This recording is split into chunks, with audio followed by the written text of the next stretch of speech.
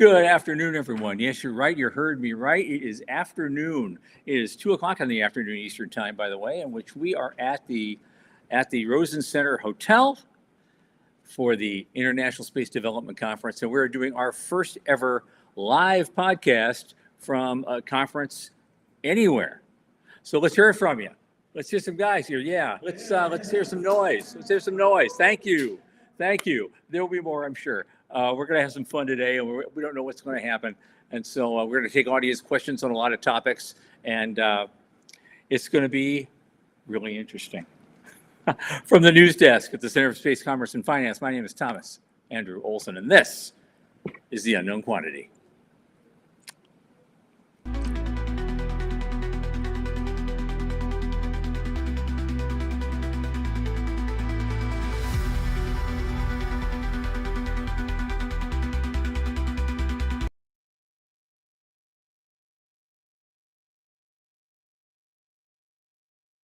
Okay, I have to do it this way in front of everybody. We're back. Well, let me do this. Let me just do this real quickly since we're starting now. Let me and we'll do that, and we'll go. Play, Michael, boom, and boom. It is done, and it's sent to you, and now we're good. Okay, welcome again to our show. And with me is Michael Lane. Let's get Michael Lane in here. He's our co-host, and I have this problem every day. So Hey. Here we go. Things are glitchy and twitchy in the world. We've never done this before. So Michael, how you doing? I'm good. It's fun to turn this way. I know, it's so weird. I know it's fun because we usually stare at each other across 3,000 miles. Right. You know? And so we just stare at the camera and we're doing that. But he's sitting right here. I'm normally up in Seattle. He's down here in Florida, and we're thousands of miles away. We haven't been in the same room. I haven't been in the same room with this guy for 20 years. I've not been with him at all. And Yeah. so welcome also. This is a guy behind the scenes that you never see. He's our Sean Key is our producer, and he's the one that really makes the magic happen on this show. So welcome him, and thank you for all you do. I hope they don't make me sick. No, we're not going to make you sick. Okay. So you made it. You were, as you were looking around for a while. I'm still limping. I hurt my knee a couple of weeks ago, and got kind of like not a clean bill of health, but just a be careful bill of health from the docs. So found out on Monday, and had to get the enhanced ID on Tuesday. I don't have an ID because I can't process it that quickly. So I have a piece of paper with a scannable code that I had to go through the airport. I was not sure how that was going to work. That's weird. That is very weird. Yeah. So, Okay. I want to start out right away with audience participation. Yeah. Here's the thing. There's all sorts of, we're here for space. We've got all sorts of space issues that are going on that are still like getting into people's minds a little bit. And I want to see where you are on this. I'm going to start with the selection and then deselection of Jared Isaacman to be NASA administrator. How many of you here in the room think that we really missed an opportunity with Isaacman? Okay. Not everybody raised their hand. So anybody here think we dodged a bullet? And nobody really. And so I wanted to get some input from folks. Anybody have something they like to say? Because it's going to get on the internet with everybody else. We have anybody have a comment? Nobody. Oh, everybody's grimacing. Nobody has a comment. Here we go. Go ahead, Marty. What you got? NASA needed someone like real business. Would you mind grabbing the mic? Yeah, come on, just sit there. Yeah, sit there. Take the mic, and then we'll. Yep, we're good. We're good. Yeah, so I do think Jared Isaacman would be great for NASA specifically because he was able to. He has a business mind sort of outside of politics, and that it was very necessary in current, like the modern space age, where industry is moving from private space is Yeah. So I think it would be good to have someone like that leading NASA in the next few years. We miss that. What happens next, right? Okay, so we have to face the fact that it's not an option. From my perspective, he is the only person that I know of that both red and blue can agree upon. So who's left, and do you even want the job now that Isaacman's been pulled? I think the fact that he was pulled so late after so much kind of makes it difficult for anyone who want to take this job at this point.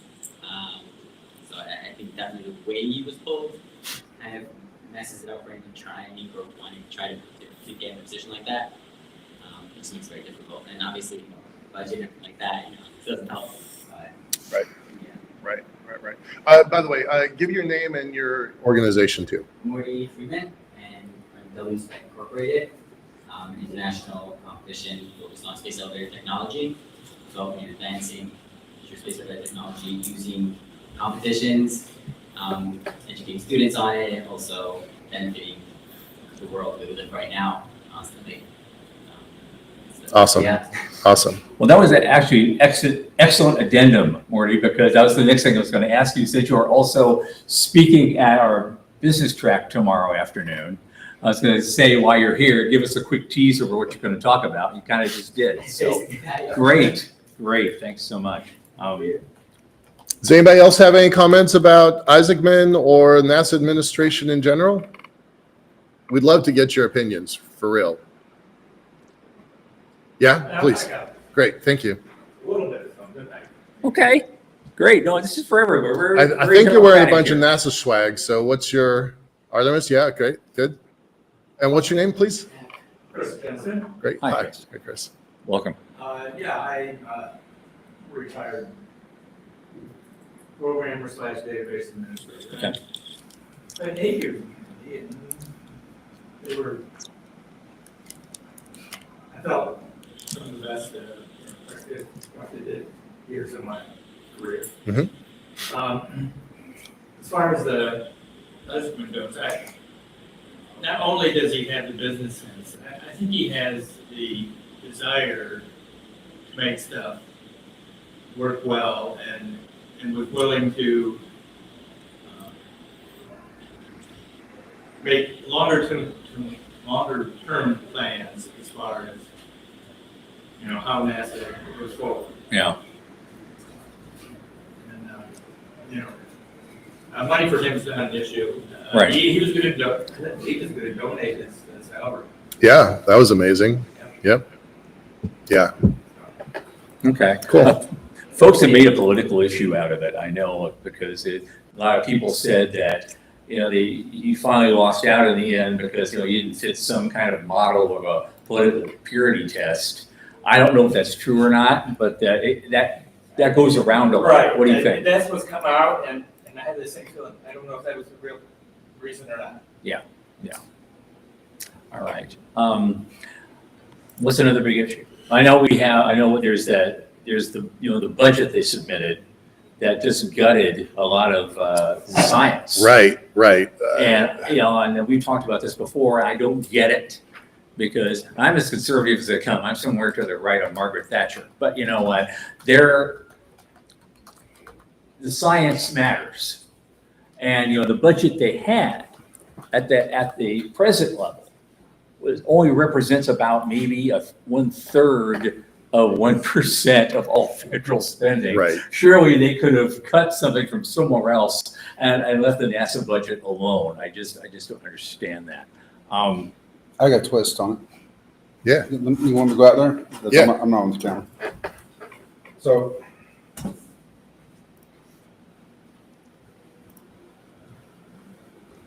Sean speaks.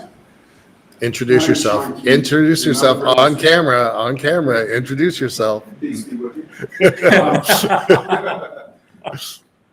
As an outsider coming back into the industry after such a big break, and I've noticed this a lot, is that everybody that's championing for science is in this building or in buildings like this, but we're not getting the message out to the public, to the administrations, or anything like that. We're terrible at communicating outside of this. We're great at communicating inside of this. We got to communicate when it's easy and they can stick. So when it comes time when they want to cut it, it's going to hurt. It hurts them, and that's part of our problem. And I think we need to get together and figure this out. And because yes, there is going to be a cost when you cut science. There is an impact, economic impact on us, and that message is not coming across. And that should be frustrating to everybody that's inside this building. Yep. And we should be knocking the rafters off this place and letting them know. Right. So that's my personal take, is that somebody that's been outside the business for a long time is coming back. And I'm coming back with my gloves off. I'm ready to, right? So that's my take on it. Right. All right. All right. Preach, brother. Thank you. Thank And you. that's why he's doing podcasting, folks. This is it. This is it. And he needs to get out from behind that screen more. Yeah, This yeah, is great yeah, hearing yeah. from you, man. Yeah. This is outstanding. I guess we've kind of agreed on a lot of that too. And We do. I said something when it first came out. So Tom's far right. I wouldn't say I'm far left. I'm pretty solidly left. I'm purple left, purple blue kind of. Because I have a military background, so military tends to move to the right a little bit. But I live in Washington State, and that's about as blue as you get if you're not in Portland. So we don't always agree, and that's Tom and I have been friends for 25 years, so we do come from different perspectives, and I think that those different perspectives are important, which is one of the reasons why we're both kind of frustrated about the science cuts and the Isaacman cut, because I think it harms us in some really profound ways. That science is a slow-moving train. It'll get you where you want to go, but it takes a while. So a cut at this level, we won't really feel it for a couple years. Now, you'll really feel it in 10. yeah, Because this isn't just, this science for today. We're talking about fundamental research, and we're not quite sure where it's going to go or how it's going to end up. But a lot of the great discoveries that we've made has been from basic research, funded through whether it's through NASA, through other organizations, other institutions, through academia, a lot. Things pop out of these labs, or in private labs like Bell Labs or places like that. You never know where the next great thing's going to come from, and so you fund it just because that's what a civilization should do. And so it just drives me nuts to see this, because the real impact is not going to be felt for a decade when the rest of the world is passing us by. right. That's the part that bothers me a lot. Yeah, we're going to see this come up over and over again. Earlier this morning I was in the space-based solar power track, and the idea of space-based solar power, it was an American idea. It's been around for 50 years, more than 50 years. We have pretty much let the rest of the world move past us on that. With the notable exception of Dr. Jaffrey and his project, Japan's doing stuff. Europe is doing a lot of stuff. Europe has really done a lot recently. China's been working on it. And while there's some work happening at the federal level here in the U.S., that is a technology that we're being bypassed on. And that's kind of the global economic ecosystem of power and energy at stake. I don't know if there's a larger budget in the world than that. I think that's a terrible mistake. And so these cuts, I think we're going to feel it, and we're going to feel it for a long time. So whether it's Martian research, lunar research, basic science research, climate science research, all of it, I think it's really frustrating, and I don't know what to do about it. So I don't have an answer, just frustrated. I have a microphone, but I don't have an answer. That's what we have. We have our keyboards, we have our mice, we have our microphones and our little cameras, and we're just trying to do the best with what we have to get a message out of some kind. Have you been to the Space Solar Symposium yet? I have not yet. Oh, No. not yet, okay. No. Because I need to talk to somebody there, because I want to find out the one thing. There's one thing about Space Solar that makes me a skeptic. No, I did. Sorry, this morning. Yeah. There was. Go ahead. I know what your skepticism is, and I got the answer for you. Oh, please, okay, Yeah. let's have some fun. Okay, cool. Give your skepticism, and I just heard the answer just an hour Oh, ago. good, that's good. That's what I Yeah. was looking for, Yeah. because the one thing that's always made me a skeptic was the efficiency of power beaming. It's like I've talked to some guys for years about this, and they were saying just to go across town or 25 miles, it was like 500 watts in at one end, and you got maybe 5 watts out the other end, 20, 40, 60 miles down the road between two Hawaiian islands, which Nobukaya did. And so that's been the situation going back to the 70s. So if someone came up with an answer for that, yes, I would like to hear about it. So just 2 hours ago, I heard this.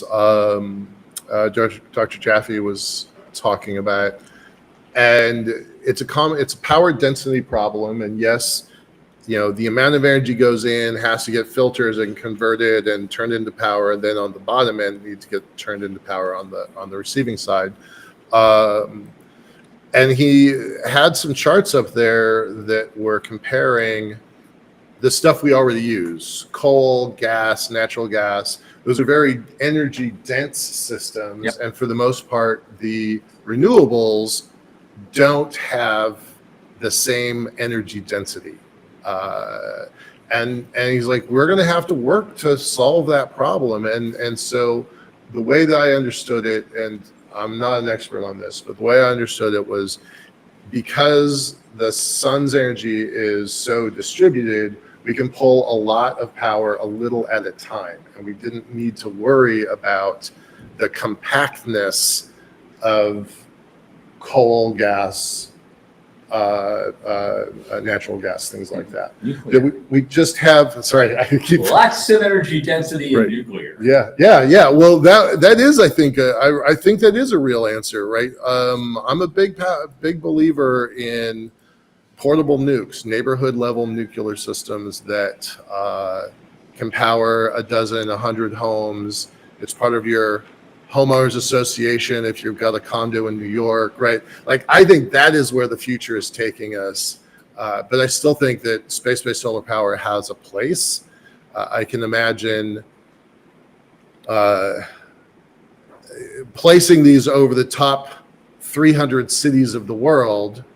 So now you've covered 40% of the global population, and then portable nukes handles the other 60% of the global population. That's how I would roll it out if I had that kind of power. So, And to add to that, as far as the energy density of nuclear, here's somewhere where China is actually just eating our lunch, is in thorium reactors.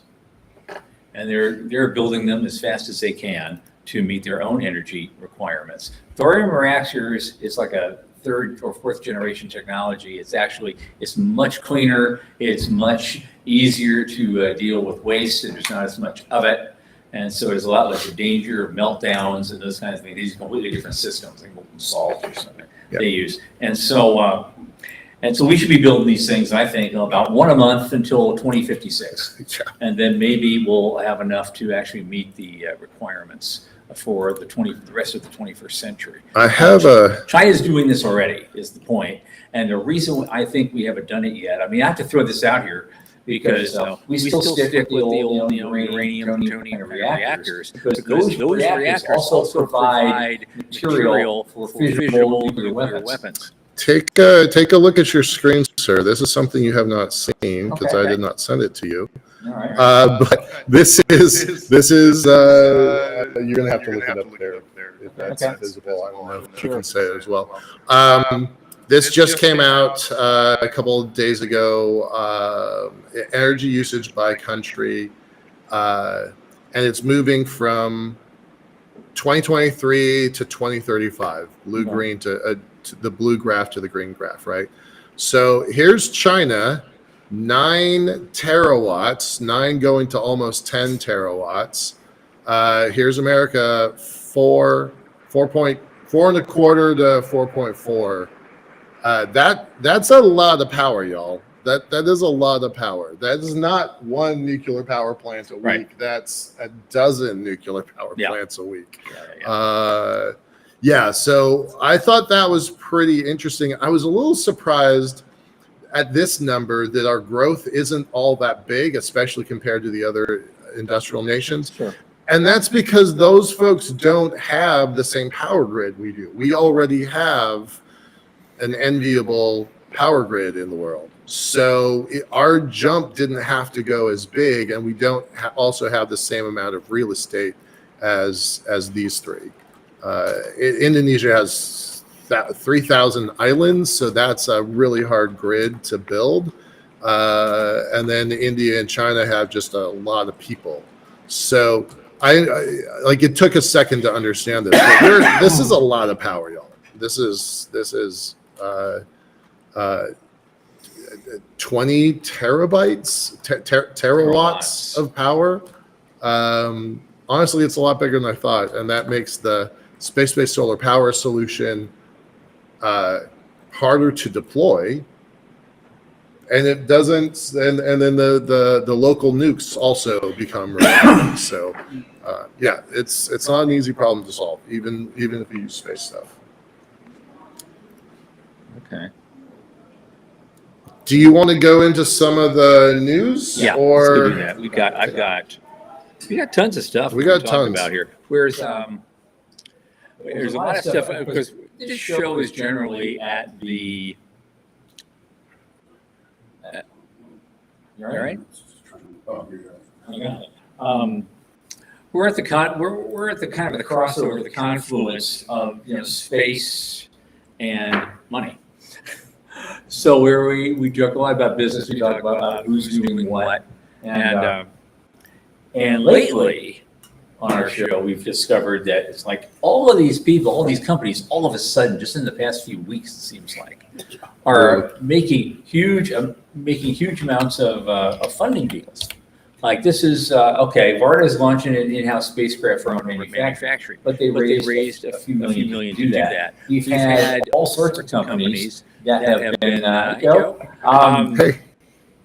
have all sorts of companies that have been making $30 million deals, $50 million deals. In one case was that. What are we talking about? Where's your space?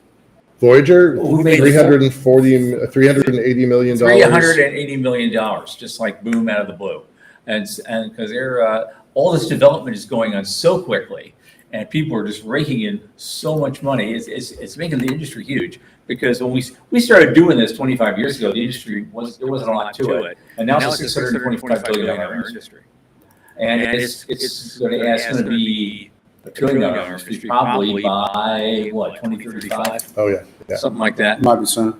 So yeah, it's huge. I'm going to find. Oh yeah. Well, let's talk about Varda for a second. Okay. Yeah, so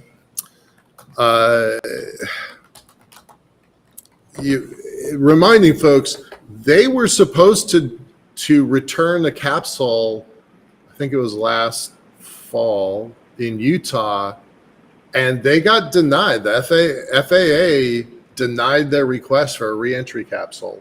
So that was kind of a big deal. That kind of really messed with their business model. So what do you do there? They pivoted, went to Australia, and now they've got approvals in Australia to have orbital down mass.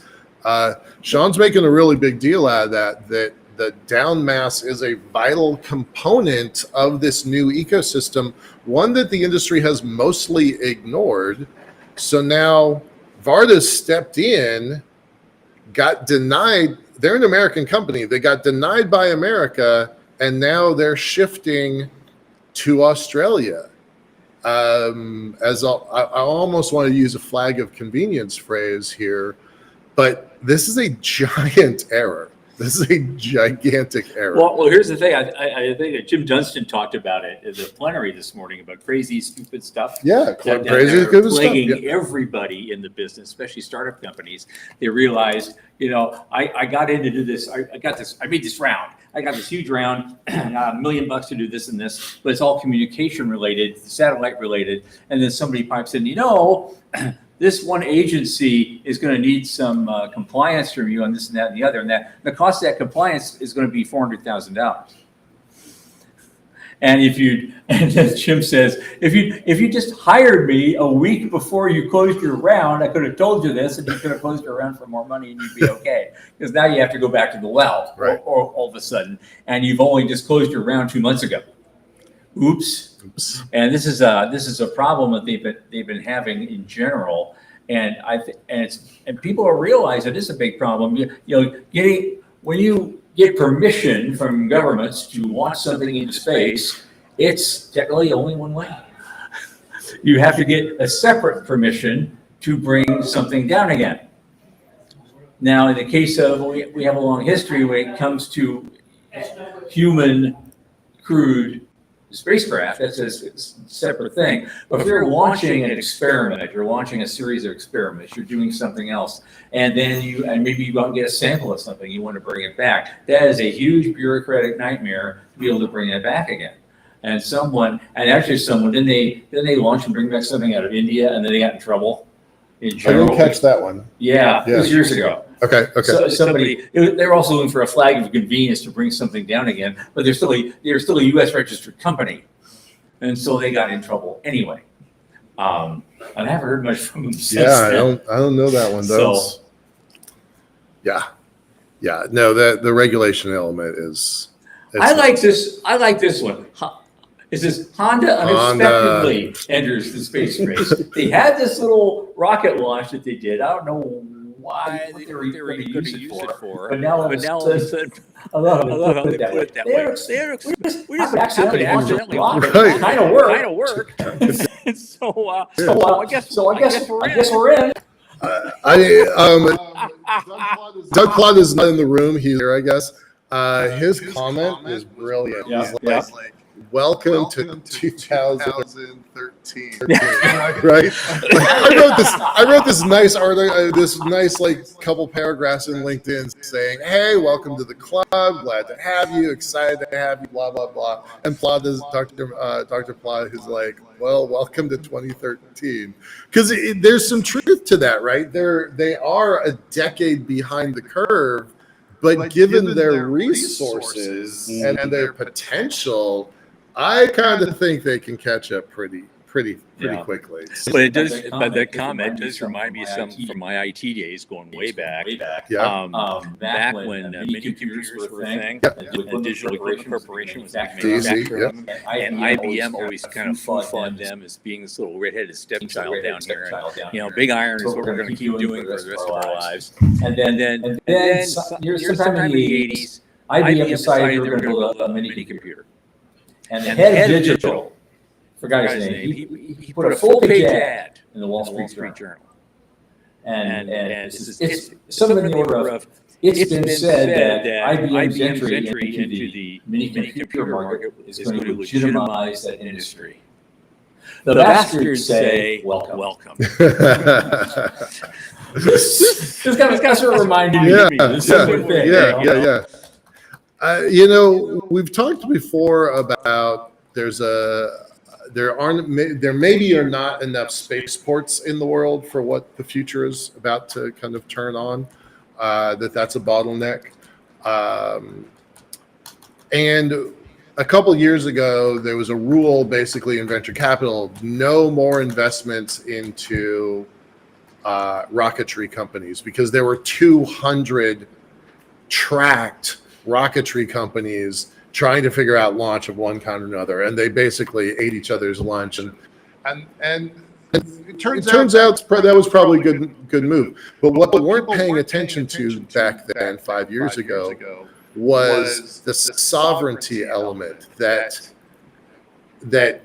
200 in the world probably is too much, but Europe is going to want their own, Asia's going to want their own. and it's not Asia, it's ISRO, India's space agency, wants their own national capability. Japan wants their own national capability. People are going to want their own national capability. Honestly, I did not expect Honda. I was blindsided by Honda. I think everybody was, but pretty remarkable, right? And I watched this video. It's so much fun. It's a throwback to 10 years ago, but it was really fun to watch. So it feels like engineering magic to me. So I'm pretty happy. I mean, they make it sound like they almost did this by accident, but Yeah. they were actually, according to this article, they were starting to design and build this, what, 4 years ago? Yeah. And they just, all of a sudden, it's like, no one paid any attention to them, I guess. Right? Until yesterday. Right? See, we did it. We did it. Thanks, Cal. Yeah. I think it's exciting. Does anybody have any comments, any thoughts on that one? That one's kind of new, yeah? So did they not need the licenses to launch that? Well, it's Japan, so I imagine they have their own regulatory components. And in yeah. countries like Uh, Japan, their public sector and their private sector are a little more entwined than they are here always. So it may be, even though it's Honda doing it, JAXA probably has their fingers in it a little bit, just to, if nothing else, but this becomes a national project, then they kind of grease the wheels to make that happen more than we do here. When you say everybody's going to want their own capability, what does that mean? Capability to do what? Spaceport. Yeah. Well, It's a sovereign thing, like every country has at least one, as small a country as their own Okay, international. but most countries are geographically disadvantaged in that regard. Which is more reason to have them, economic development, and it connects them more to the rest of the world. But I mean, if you're serious about space, you're going to want low latitude. you are, yeah. Low inclination. Yeah, physics is still Some of these are. real. Point's a different story, but I think forgetting the orbit. A lot of countries, it'd be nice to have our own launch system and launch sites, but they don't think there's implications of what their limitations are. And Honda might be late to the table here, but that rocket incorporates just about everything modern about rocketry. And it's got the grid fins, it's got landing gear that is retractable, you don't need to service it, everything is just fantastic. So it looks like they were just watching everybody and waiting. Yeah. Pulled an apple. Yeah. Is what they did. Yeah. And they might they might end up becoming the leader in this if they keep it up. That's a business strategy. Business Yep, strategy. yep. In fact, while we're here, Joe, while you're here, you want to come up for a second? Uh-oh. No, well, see, you're one of the people we want to talk to. We've invited a whole bunch of people down. You're going to be in our business track tomorrow. Why don't you take There's the a microphone mic? right there, Joe. Uh-oh. No, just give us a quick tease. Tell you who you are and give us a quick tease of what you're going to talk about tomorrow. Okay. Everyone, my name is Joe Luttrell. I run a company called Cube. It's spelled Q-U-U-B, not C-U-B. Marketing people. It works though. And I'm going to be talking about how we can revolutionize Earth observation using microsatellites. This is an area that really hasn't been explored much, but there are some surprises, just like what Honda's doing. There's some surprises coming, and we look forward to presenting that to you. Right on. Great. Thanks. Thanks for being here. I'm glad you could do it. Yeah. It was absolutely fantastic. What do you think? Redwire? Redwire. Another company Wait. that's just No. like, you probably heard of Redwire. There's another company, it's like bringing in big bucks for just out of the blue. Here we go. They just launched a $200 million public stock offering. So I don't know how you do that to reduce dilution. I think that's Yeah, what you just. that didn't make any sense to Doesn't make me. any sense to me, but okay. Sorry, I'm a step behind you on the screen. Just give me 10 seconds. Yeah, that's fine. But this is, that's why I want to share it over here, because Yeah, everybody can see, yeah, you know, yeah. what's going on. I didn't know they had that many people, 1,300 people. Yeah, that's a lot bigger. Does anybody know the kind of the history of Redwire? It's pretty interesting. Andrew Rush, local Florida guy, and Justin Kugler, and it was a small team. There was a guy, Jason Dunn, out of California. So Jason started saying, went to Singularity University and talked to a bunch of people saying 3D printing is the future for the world. And we also should go and do 3D printing in space. So he made a company called Made in Space.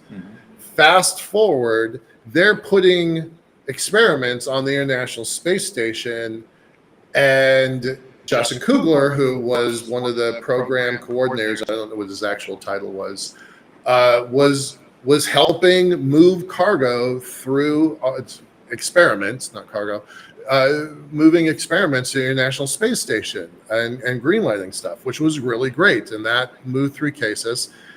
And Justin then kind of got to know what these Made in Space folks were doing. He's like, oh, I think I want to do that. And so then Justin gets into the team. So now it's Andrew, Justin, and Jason. Jason eventually left, but they took this 3D printed in space thing, wound up taking it public, got acquired by Redwire. Redwire was a kind of a roll-up strategy. They bought 5 or 6 different, maybe 7 or 8 different companies now. Which is how they've gotten to be 1,300 people, but they were 9 people 10 years ago. Right, exactly. Right? I have a story about that. The Made in Space guys, when they first expressed a desire to do that, I was one of the first people interviewed. Oh, I went right down. on. I was in Silicon Valley for something else, and I went down. And a guy tasked me. I was a stringer for this other online publication, Yeah. and the guy said Richard David. Yeah. He sent me down there Okay. to interview these guys. I got a pretty good article out of it. Cool. And so that was his investor type firm, knowledge firm, Yeah. and he had this online magazine for all the members. And the funny part about it was called Thruster.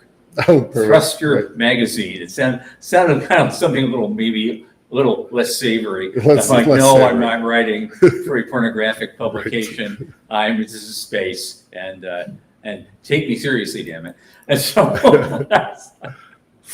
we got past that. And I actually published with him several times over the years. Yeah. And then he went away. Yeah, so then fast forward, Redwire is a publicly traded company. It's one of the few that got through the SPAC mill of a few years ago. Special purpose was acquisition company. Thank you. Yeah. Yep. I don't have a lot of good things to say about SPACs in general. I don't. I'm on record for that.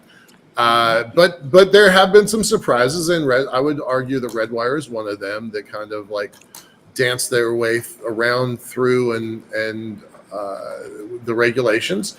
And they have come out the other side as a pretty credible company. Now, I don't understand how $200 million reduces dilution. That sentence does not make any sense to me. Redwire launches a $200 million public stock offering to accelerate growth and reduce dilution. That last two words don't make any sense to me in this article. But okay, fine. Their roll-up strategy is working. They have many new lines of income because of the acquisitions that they made. It also proves that roll-up strategy is an effective strategy. So we know that in this industry, the public equity markets are tapping certain kind of blessings, certain key companies. If you've got a good product, a hyper niche, solid people, a track record of government contracts, private equity is paying attention to this industry, and that's how Redwire happens. So pretty interesting to see that happen. Absolutely. Yeah. And they also throw good parties. And I did. Okay. There was somehow I got an invite. There was they hosted a huge party at a mansion somewhere not far from the venue of the Space Symposium back in April. And that was pretty well. No, it was Dennis Stone who got Oh, yeah, right. He knows everybody. Yeah. Dennis Stone used at NASA for 38 years, and he ran COTS program, and now he's kind of an independent consultant. But one of his customers is Vast, and they got us in this thing, and they actually had a debate. People were in full costume for this. They had a debate for which is better, Star Trek or Star Wars. And so you got all these middle-aged people all suited up, and they're out there doing this huge public debate, and of course, the booze is flowing. And so, the head guy Redwire, he was a Trek guy. All right, good. So he was Jean-Luc Picard, man. He was great. Nice. And they just come out of the blue, like you say. It's like Yeah. all of a sudden, these guys, you hear about these guys, and then all of a sudden, boom, we have all this money, and we're having parties, and we're doing all this stuff. Well, I want to point out this middle line here: J.P. Morgan, Bank of America, and Morgan Stanley. Right? When those folks are helping to finance this industry, it's somehow we've gotten mainstream, right? Yep. And I think everybody was paying attention last week when Voyager went public and pulled in, multi-billion, $3.5 billion valuation, and pulled in $380 million in new cash. So I feel like this industry that we've been pushing, it felt like pushing a rock uphill for 25 years. I feel like there's some momentum. We may have crested that hill, and now we've got some momentum. So Right. pretty neat to see that. So they say when you're over the hill, you pick up speed, right? Yep. Right. Oh my God. Joe had a Okay, what question. else should we talk about? Oh my God. Joe, When you're talking Star Wars or Star Trek, that's actually one of our questions for interviewers. When we interview us about the person coming on. Trekker. We ask them because there's actually a mentality that comes in. yeah. It kind of has to depend on what job they're doing. Very true. Yeah. Very true. You want the Star Wars guy on marketing. You want the Trek guy on your technical side. Engineering. That's it. Fun. Here's something else. This is more on the computing side. There's still Bless you. space. This company named Ethereum, and they just and again, where people just get money out of nowhere, people you never heard of. Mhm. 8.4 mil, because they're building the next generation of space-based computing. So it doesn't. Interestingly, it's so funny. We talk about space. We talk about launch. We talk about all the other equipment, and we talk about 300 million here, 200 million there. But And last week was $1 billion week it for was the $1 billion industry. week. But tech sector traditionally has always been a cheaper buy-in and for investors, and it still is. You don't need 800 million to build the next generation of space-based computing and autonomous spacecraft, Yeah. but it's going to have an impact way over and above what the buy-in is. And so there's still that sector is not going anywhere. In fact, they're kind of getting into our stuff too. Mhm. But I thought that was worth looking at and noting. I don't know that much about this company, so I'm not going to try and pontificate. But in the Seattle region, you've got 5 decades of Microsoft being in the Seattle region, and then you've got 80 years of Boeing. and it's 100 years of 100 years Boeing, of Boeing 100 now. years of Yeah, Boeing, yeah. 50 years of Microsoft, and 30 years of Amazon. You've got the AWS cloud system and the Azure cloud system. So we refer to that region as the space data corridor. And there's a lot of companies popping up in that little tiny region. I-5 goes up and down the whole West Coast, and that little piece of it's I-405. There's a lot going on. And I think this is probably in the same general field, right? Yeah. That you're trying to marry artificial intelligence, machine learning, and satellite tech. And I don't know if everybody knows this, but in the Air Force, not Space Force, but in Air Force, the Air Command, the Space Command and the Cyber Command are under the same 3-star general, because the ones and zeros of cyber are the same as the ones and zeros of space. It's just the hardware component is different. So I feel like this is a convergence of all that stuff. It is happening. Yeah. Absolutely. it needs to Technology converge more cluster. here. We're going to be talking about that, I know, in our business track tomorrow. Yeah. About our very first presenter. Who's our first presenter, Laura Tom? Forsyth. Okay. Laura Seward Forsyth. And she's going to be talking about, building that same kind of continuity in the commercial ecosystem here in Florida. Cool. So Clusters. Sean said it quietly, but it's technology clusters. yeah. That's the only clusters we're going to have. I just missed. Dave just left. He just left. I was going to grab Pull him in. Yeah. And when he shows up, we'll get to him again. If you want to, man, what's it? Oh yeah, if he's still out there, I was gonna say maybe put Manny up here because he's got a. Absolutely. Yeah, you want to come on up? Get We up got there. Microphone right there. Introduce yourself. Man, Tell you a didn't little recognize bit. it's been ages, years and years, man. How you doing? Good seeing you. Absolutely. Hold on. I don't have you on camera yet.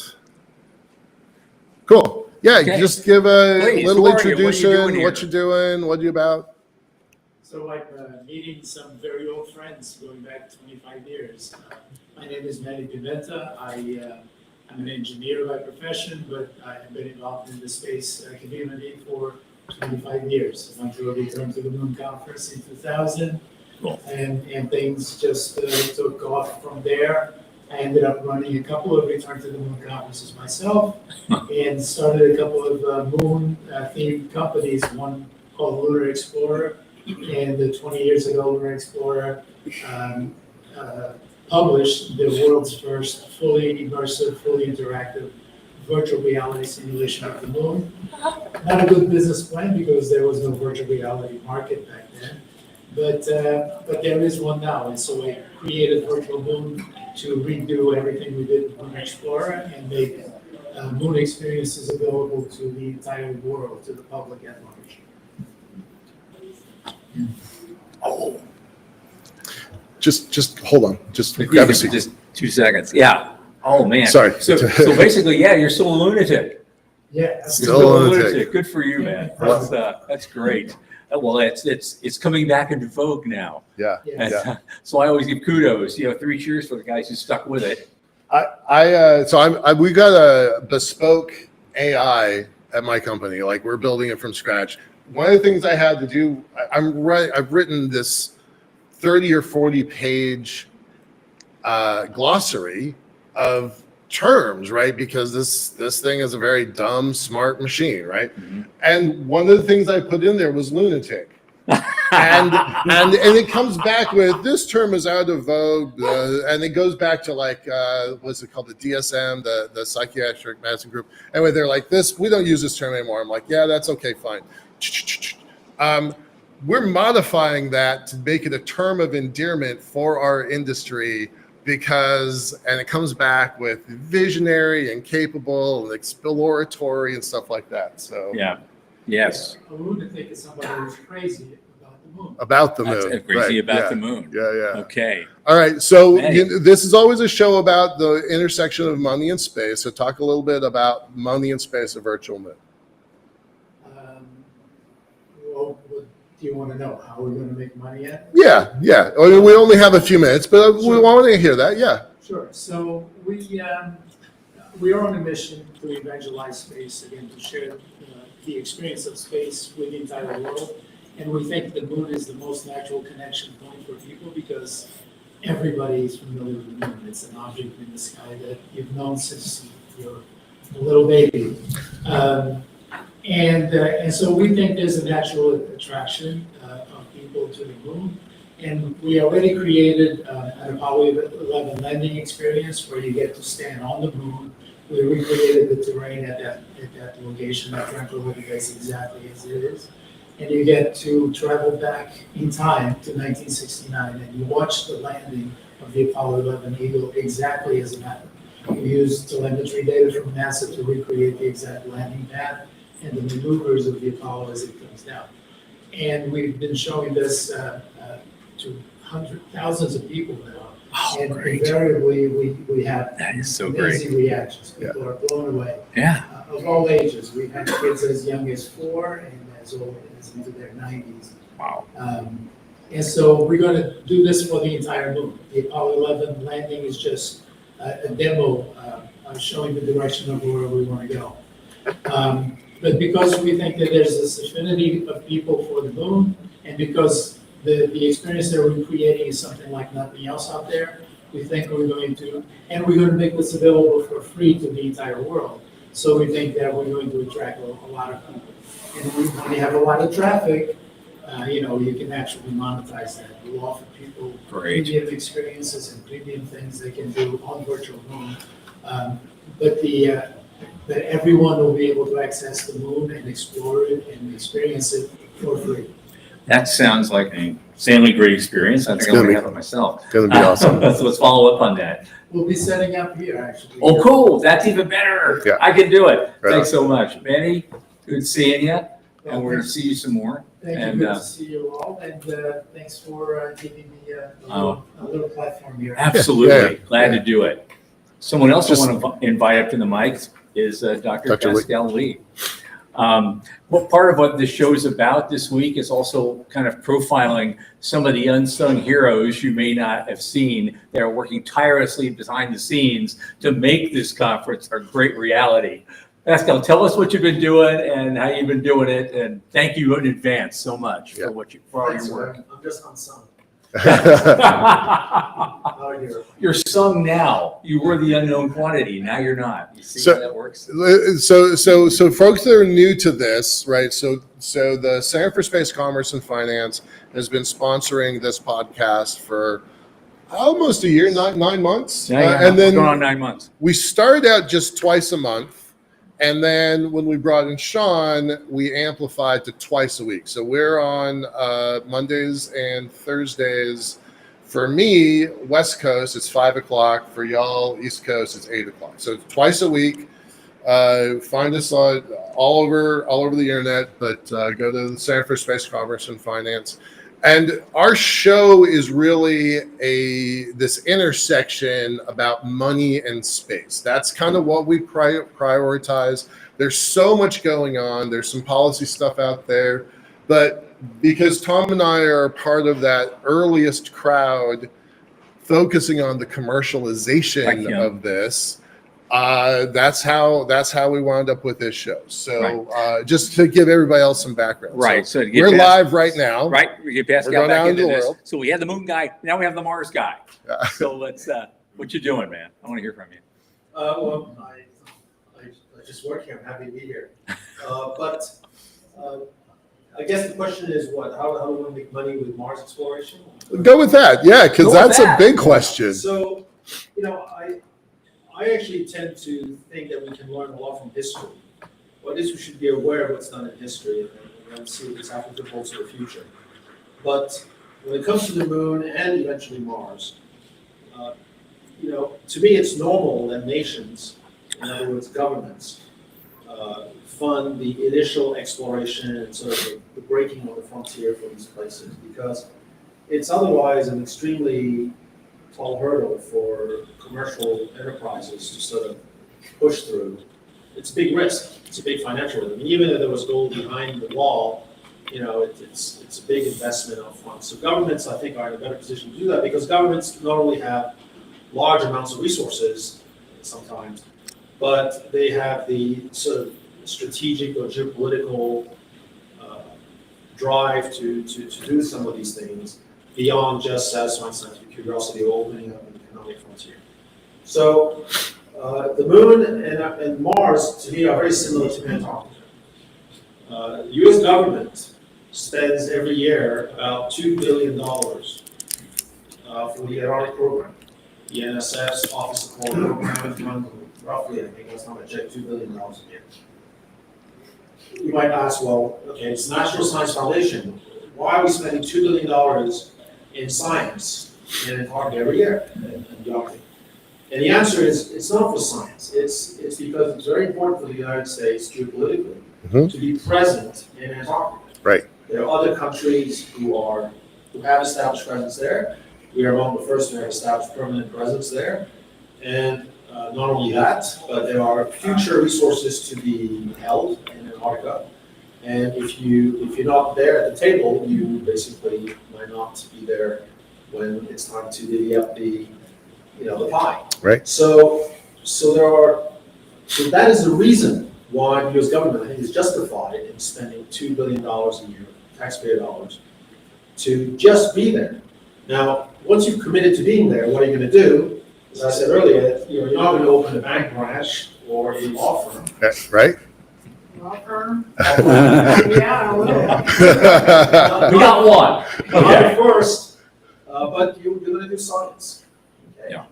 And again, even before Antarctica, there are plenty of examples of government spending money to open up a frontier. Like President Jefferson did not send Lewis and Clark, which was the Apollo program of its day. It was very expensive, the Lewis and Clark expedition. Out west, because President Jefferson was interested in science, he was, in botany and wildlife. But the justification for spending the big bucks to send Lewis and Clark out west was because it was in the strategic interest of the United States to know who was living out there, who we could trade with, what were the navigable routes, and that is why it was justified. It was geopolitics. So, same thing in my view with the moon. We did not go to the moon in the 1960s because all of a sudden we were interested in lunar science. It was clearly because the Soviet Union was ahead of the US, at least in terms of press releases, okay, Right. on what was happening in space. I mean, the first satellite, the first animal in space, the dog Laika, the Yep, first Laika. human being in space, Yuri Gagarin, the first woman in space, Valentina Tereshkova, the first spacewalk, Alexei, the first rendezvous in space. Enough was enough. What can we do to beat the Soviet Union at this game? And the answer is the president's to put a man on the moon and return him safely before the end of the decade. That was going to be hard enough to do, far enough in the future, that the US would have a chance to really beat the Soviet Union at. And sure enough, we did. But it was all geopolitics. It had nothing to do with science. However, once we had committed to going to the moon, science became what dominated the activity. Yep. So, going back to Antarctica, even though there are resources to be extracted there today, you don't see a gold rush or rush to rare earth elements or platinum group metals in Antarctica because it's still not cost effective to extract it from Antarctica, okay, given how much it costs to extract it elsewhere still. And however, tourism has been booming in Antarctica. So in addition to government research bases, there are now every summer, a zillion cruise ships going now to Antarctica, Right. a zillion people. Mm-hmm. And this is okay with me. I mean, actually, it's done in a relatively environmentally mindful way. There's, in the end, relatively little trampling of the continent. They're mostly staying on ships and just visiting the coast here and there. But it's a real industry. It's a real market. And that's tourism.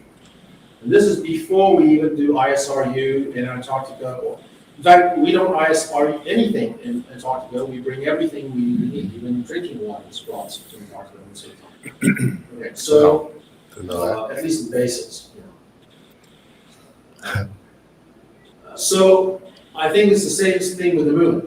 The first thing that's going to make money on the moon is not water poles or helium-3 or even solar power on the moon or orbit around the moon. It's going to be tourism. And space tourism is already what is taking off in terms of sort of a parallel track here of access to space. Right. And so I see that as being where the dollar lies, to answer your question, for both the moon and Mars. Once we get going with Mars, it's still going to be very challenging to go there and live for a long time. But tourism, tourist trips, just a round trip, just to see Mars out the window, if you can afford it, there'll be people to pay for that. Right on. This raises a separate question though too, because as Antarctica, as you mentioned, they have specific treaty that they've been living under since 1957, 58, and that really prescribes what can and can't be done, and all the countries involved in Antarctica agree to that. And a lot of critics have said it's kind of a restrictive model overall, and there's a lot of people that have suggested maybe this is something we shouldn't try to expand to the moon or Mars, or try something a little more favorable to development and ISRU and things of that nature. Your thoughts on that? Yeah, well, both the Outer Space Treaty and the Moon Treaty have fundamental elements from the Antarctic Treaty. Yeah. They are very much inspired by it. I mean, if your point is it's still not the same as Antarctica, and Antarctica has been pretty constraining, and therefore we should be, maybe loosening things up a bit for space. I'm okay with that. Obviously, it should not be a treaty-free zone, right? And a free-for-all, because that's going to lead to problems. But if I was an investor today, investing into Moon and Mars space, I would actually not invest in ISRU resources. Mm-hmm. In spite of the fact that I think that there's a real bright immediate future here for this type of work in industry, not just in scientific prospecting. Prospecting is what mining companies hate to do but have to do. Right. It's an investment. They take a big risk financially, logistically, schedule-wise, but they prospect. And if they find something, well, that becomes bingo. So I still think that has to be, prospecting should be encouraged. But the real short-term money that I see in the next 10, 20 years on the moon is tourism. Okay. Well, thanks a lot. Without landing, just going around the moon and coming back will be, you'll have people who buy tickets. Cool. Thanks a lot, Dr. Lee. Appreciate it. Yeah. Yeah, I just want to follow up on Tom's point. The reason we don't extract resources in Antarctica is because it's prohibited by the treaty. Yeah, but it's still not very affordable. I mean, nobody's really using sea over it. So. But I think, well, what irritates me, can the mic hear me? I think so, but you want to come up? Come on up. Yeah. And then I was going to bring you up anyway. So introduce yourself and then give your comment, and then there's more to talk about. Yes, please. Yeah, I'm sorry, I'm Rand Simber. I'm going to introduce myself anywhere next. Okay. All right. We can't hear you. So I get really irritated when people say, well, how can we imagine we're going to colonize space when we haven't even colonized Antarctica? Because we have, there's kinds of places there. We don't have settlements there, we don't have people living and raising families in Antarctica. But the reason is not because space is harder than Antarctica, or even Antarctica is hard, it's because basically you can't own the land, you can't live off the land, you can't pass the land on to you. Basically, there are no property rights in Antarctica. Right. And we have exactly the same problem with the outer space treaty. There are some ways around that. But it's a flawed argument to say, well, we can't do space, we don't do Antarctica. And don't even start getting started on why aren't we living on the bottom of the sea? Well, there's something else that we could also throw in and add to this, because you say we have a couple of treaties, we have the Antarctic Treaty, but yes, and now we got something else coming up that's I don't know if it messes with it or not, is that the Artemis Accords. How does that fit into the overall picture? Well, they were intended to be a way of kind of ameliorating some of the problems that we have. Okay. The property rights on the rules. Okay. I don't know if that's All right. it's not a full answer, but that's Okay. that's I the wonder if the space lawyer would like to. Well, we Pitch can in on address this. the Okay. board. Come on, I'm come on. actually speaking tomorrow On your on track. this. Okay. Well, I have a lot to say, actually. Okay. Hey, Give us a quick tease on that. Yeah, please. Property rights? My name is Wes Ferris. I'm Yeah, speaking Wes. tomorrow on the concept of property rights beyond national borders. I'm with Asteroid Mining Corporation. And so Asteroid Mining Corporation, by the way, has developed a hexapedal climbing robot that basically essentially with a shovel. And that's where the money comes in. But my talk is going to compare and contrast all four treaties for property rights beyond national borders, starting with the NRE Treaty, the Outer Space Treaty, the Moon Agreement, and the Law of the Sea. Each have elements that cover property rights beyond national borders. I aim to prove that under the current framework, the Outer Space Treaty was never intended to block private property rights, and actually, within the context of the other treaties, which have specific negative clauses against property rights, you can't. They can move forward. So, especially given the concept of the 4 recent national pieces of legislation like ANUAE, US, and Luxembourg that confirm the rights for extracted resources, but stop short directly of issuing private individuals. So they speak mostly to governments, but that's the short picture of my talk. And that sounds amazing, and it's why we picked you to be a part of the This is Track tomorrow, and thank you for doing this. I can't wait to hear it. Thank you. I look forward to it. Okay. What time should talk? 5:30. It's the one right before dinner, so I'll keep it to Yeah. pretty short. 5:30. Okay. Thank you. Thanks. Okay. Let's go and grab the mic. I want to introduce you right now, someone who's also another unsung hero putting this conference on, Dave Dressler. He's been doing it for years. I just want to you introduce yourself, tell them what you do, and get some kudos. Thanks, Tom. I got to hang out with Tom last Saturday. We had an excellent dinner at a restaurant near where he lives. It's in Florida, so I try to visit as many people as I can wherever this conference goes.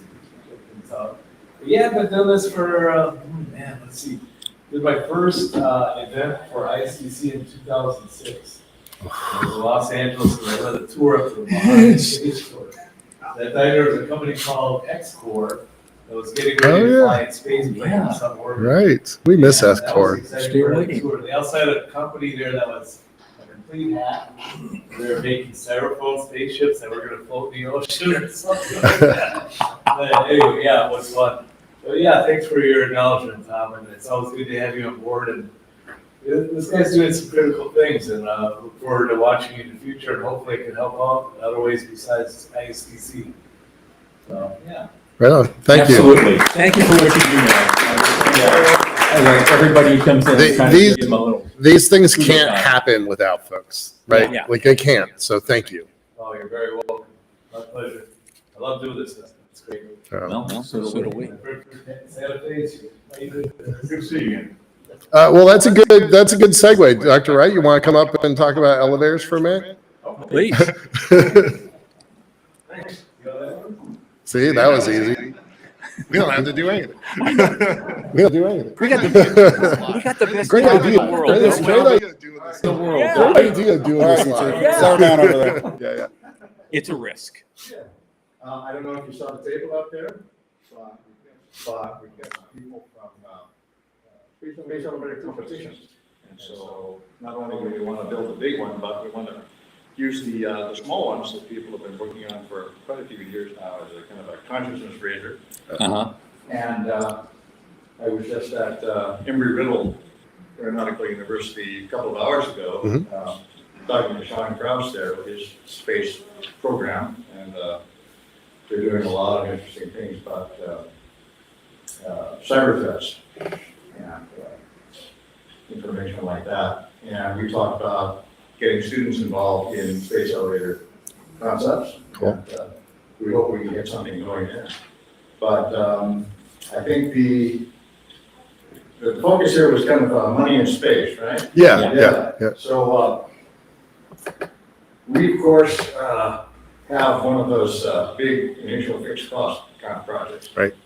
We think that once you build the bridge, people will use it, it'll get a lot cheaper.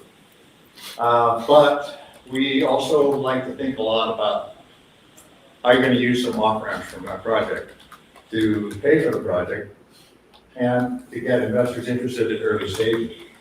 And one of them we think is very good is the tether material itself. So you probably know that we have 3 candidates. We have the carbon nanotubes, graphene, and hexagonal boron nitride. And all of these have the sufficient strength to support themselves and climbers and so on and so forth. So, What was the last one? Was it hexagonal? hexagonal boron nitride. Yeah. Same design. Sure, I put that in Just my different coffee. chemicals as graphene. Yeah. To put it simply. And So we have been trying to find and encourage companies around the world to develop this graphene. And some success. There have been several companies in Korea, the US, which are just now starting to produce large amounts of this material. So I think General Graphene is working on polycrystalline graphene, producing up to kilometer amounts of it. So, really significant stuff. Yeah. And their market is not space elevators. No. Real world. Real world things. Yeah. And so that's what we like to say when we talk to people about investing in space elevators. It says, look, you don't have to wait 20 years. Right. You're going to get something out of this right away. And so that's, I think, the primary focus for us these days is look at the material, get people interested in it, make some money on it, and then say, well, look, the reason we came to you in the first place was to get a space elevator built. Now that you have the infrastructure to build the material, you can start building that. Well, thanks. Appreciate it. Thanks so much. Yeah. Oh, by the way, we have the Saturday session, space elevators, Yep. and there will be a rather significant economic discussion Right on. about what space elevators can do to you, what scale you need to actually make them pay, and how you can do off-world settlement. Right on. Great. Thanks so Thank much. you. Thank you. And since you spoke up, I just noticed, Mr. LaJoy, would you like to come and say hello? You've been part of this thing for a long, long time, and I just wanted to introduce you because I know Ronnie LaJoy, ladies and gentlemen, he is, you just came back after a bit of an absence, isn't that right? To all this? No. Okay, because I go to the meetings, you show up at the meetings, and it's like I know you weren't doing it for a while. Now you're pitching in again. So I wanted to hear a little more about what you're up to and give you some kudos for making this happen. You can't escape Tom, we got him going. Yeah, I'm just gonna break it away. Yeah, basically NSS is kind of my volunteer day job, I should say. So I retired from Boeing, so I have put more effort into NSS. Mostly it's at the trenches, so you don't usually see the kind of stuff I do. But if it's working well, it's one of those things that if it's working well, I've done my job right. It's where things break. Like all your meal tickets, hopefully you got the right thing that you ordered. That was me. That's what happened. There you go. Yeah, I'm still involved with chapters. So, still more to do there. We want to get the rebate program working properly. I want to get for people who are in chapters, we want to move the database, which has been Excel file for 20 years, finally get that into our real database so chapters can manage it themselves. So we'll talk about that in chapters assembly. Membership side, we have a new, so I'm back being a director for 2 years, so I'll be interested in how this pitches. It's something especially for people who've been around for a while. We did a 20-year stretch. We closed the office in 2000. We just couldn't afford it. We had to sell the house we had on Pennsylvania Avenue. Very sweet to have a Pennsylvania Avenue address, but the finances just couldn't support it. So we kind of did a volunteer effort to run the organization. That model is changing. We're actually going back to a paid staff model, more and more. So volunteers are still there. We still have a lot of volunteer leaders. I'm still volunteering, but we're changing some things. So instead of a vice president for membership, we now have a director of membership, Mr. Berkey, who's running the headquarters office. We brought Jennifer Munch on, if you haven't met her, she's downstate First Street lady. She's her and Gabrielle Rothblatt run the Florida chapter. And she's just been titled Director of Operations, so she has a new working title.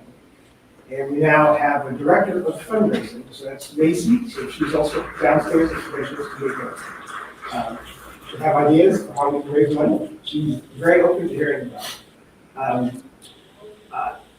The Dave Stewart, hopefully he can talk a little bit. He's got his hands in a lot of the strategic areas that I just haven't had time for. So in addition to all the chapter stuff he does, he's been committee chair for a long time.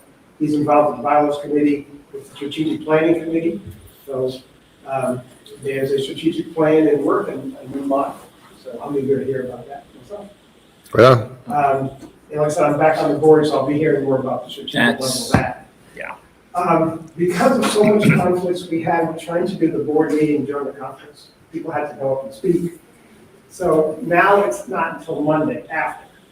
Good It's move. still open to members. The problem is not a whole lot of people hanging around, the day after the conference. So if you happen to be here and you're interested, it's still in a hotel, so you're welcome to come and listen. That's still true. Dave didn't mention what he does besides ISDC. He is director of Internet Services, if I'm saying. Information system. Information Systems. It's one of those IS, MIS.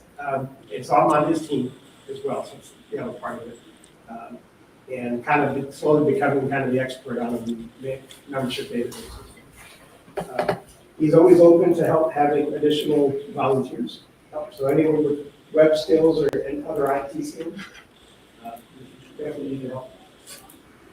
Right on. All right. Thank you very much. Thanks so much. Money saved us a bunch of money. We put together a mass emailing system, getting out like 80,000 emails in what? How long does it take? About an hour or so? Yeah, we're using Amazon so-called simple email system. It costs like $10 to send out 80,000 emails. We were paying like an extra 10, 20 grand a year Yeah. to have these non-members. They're through the National Federal Credit. So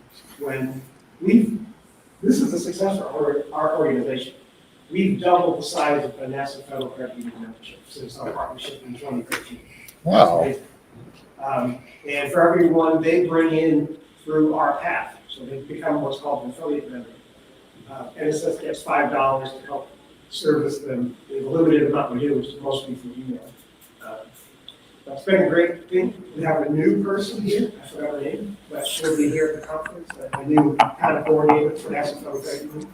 If you look in your bag, there's 2 offers. Yep. So we talk about the credit card you've seen, the room key.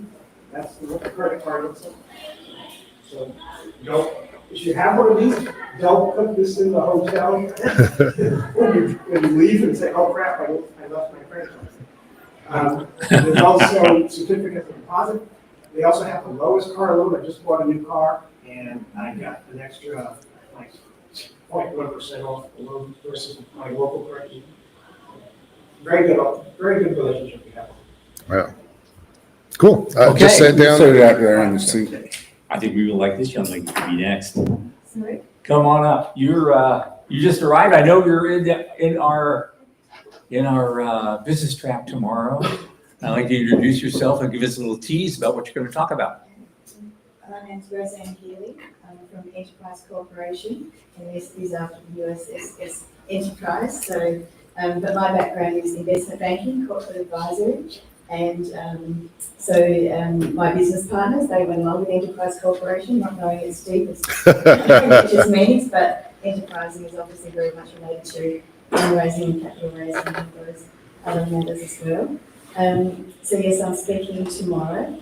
I guess more broadly, apart from investment banking, I'm also a lawyer. I've done space law, and it was an area that I took great interest in. And so to me, it's been very much about trying to always find a way to weave space law into, I guess, my main game, which is corporate advisory and investment banking. And over the number of years, I've really explored the investment paradigm into space and where funds are going. And I say that in terms of space domains, the low Earth orbit and deep space, and to what extent they attract levels of investment.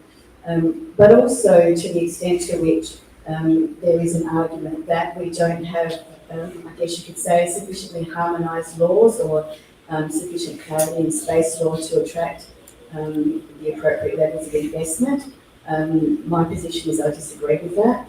So to me, my position is that investment capital requires a degree of ambiguity to get the appropriate price for risk, and that as it currently stands, we do have sufficient space law to do pretty much whatever you want to do in space within certain, I guess, limitations, insert outer space treaty, and in the construct of that broad, I guess, constitution, I guess you put it in an economic sense, it certainly provides for some of those high watermark aspects of what would otherwise be more challenging to many people in terms of space law. So tomorrow I'll touch on I guess Space Mine has been one of those high watermark areas, and how, in my opinion, we have sufficient space law to do space mining today, and that any arguments that there's ambiguity is actually attractive to investors. They would see we have sufficient clarity, and any further space law is just going to probably lead to,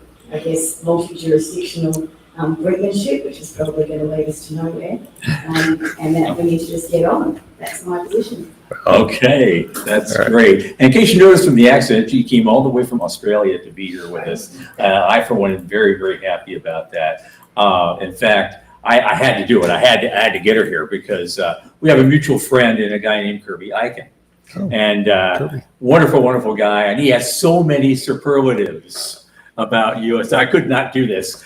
Don't put it in abstract. Just come. Yeah. We'll get you in. Yeah. It's a great pleasure to be here, and it is a long way to come, but it's definitely worthwhile. It's an area of great interest to me, and just to be part of this richer ecosystem is a great privilege in Australia. We don't have the breadth and depth of a space, I guess, industry, but certainly it's burgeoning and growing. And you know, obviously the US is such a vanguard for space, and so delighted to be part of what's going on over here.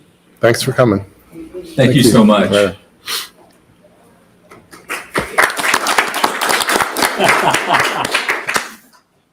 Brian, you want to step up?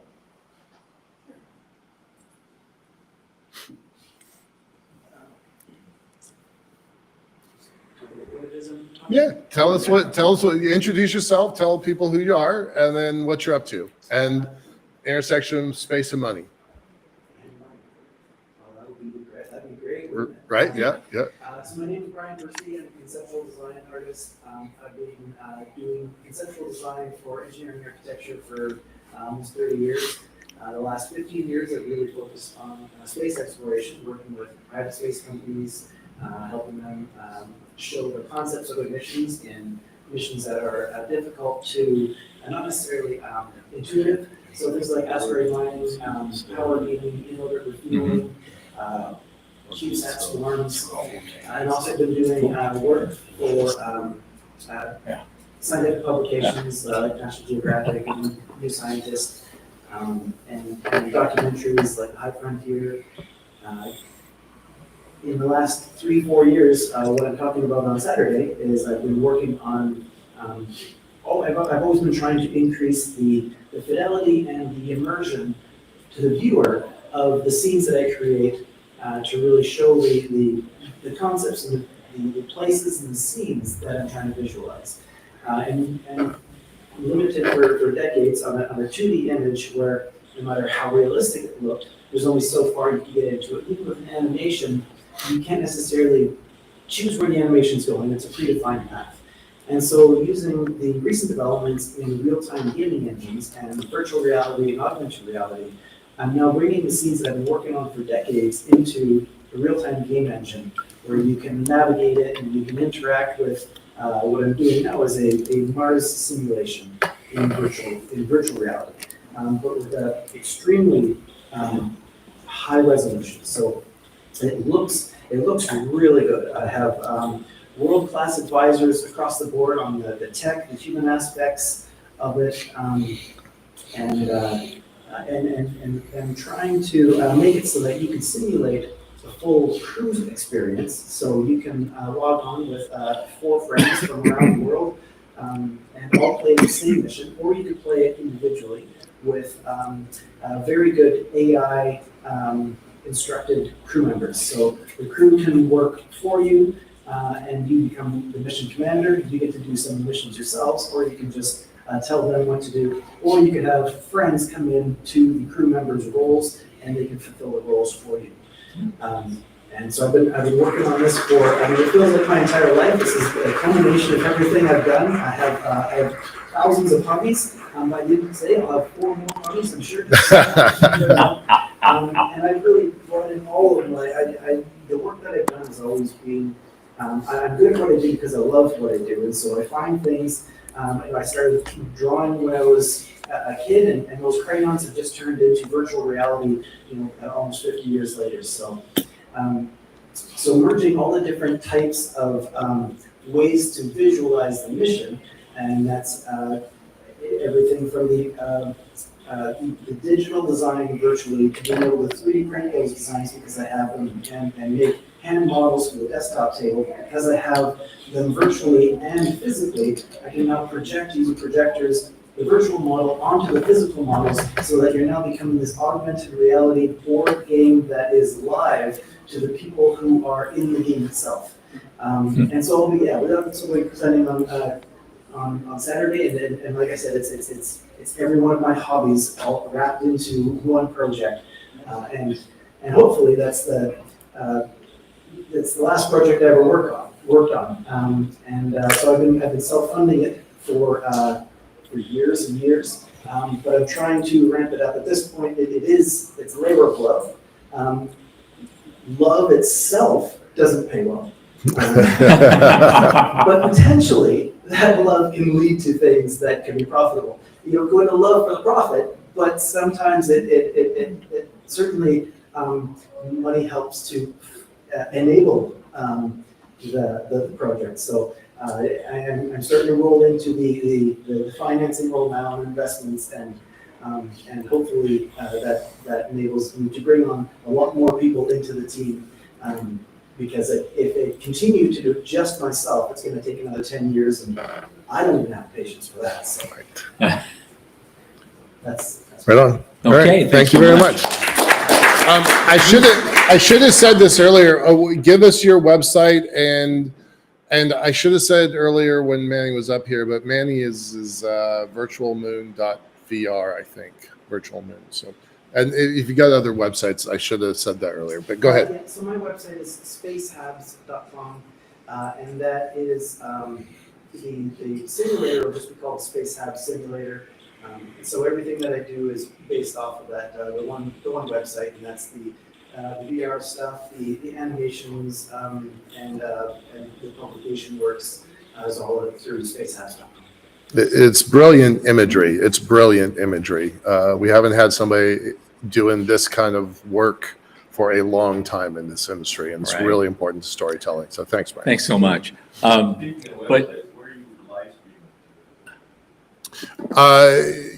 it's on YouTube, youtube.com/liftport, LIFT. The Center for Space Commerce and Finance just recently got their YouTube channel up, so it will go there.